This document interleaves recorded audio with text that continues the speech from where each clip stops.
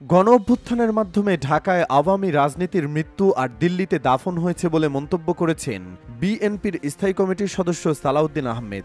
তিনি বলেন, বাংলাদেশে আওয়ামী লীগের অপরাজনীতির বিলুপ্তি হয়েছে, শেখ হাসিনার রাজনৈতিক মৃত্যু হয়েছে, আওয়ামী রাজনীতির মৃত্যু ঢাকায়, দাফন হয়েছে দিল্লিতে।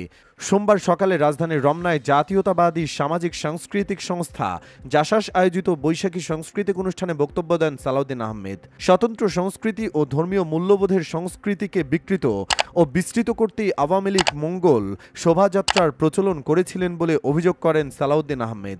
এখনও ভারতীয় সংস্কৃতির আগ্রাসন থেকে মুক্ত হওয়া গেছে কিনা এমন প্রশ্নও তোলেন তিনি।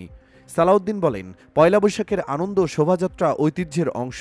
এ ভূখণ্ডের হাজার বছরের লালিত সংস্কৃতিকে লালন পালনের মাধ্যমে এগিয়ে নিতে হবে।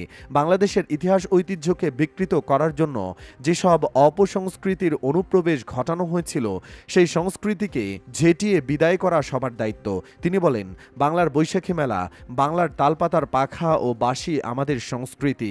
আমরা পান্তা ভাত ও ইলিশ মাছ খেয়েছি, আমাদের সংস্কৃতির মতো করে উদযাপন করেছি। এটিকে যেন ধর্মচর্চার পর্যায়ে কেউ না নিয়ে যায়।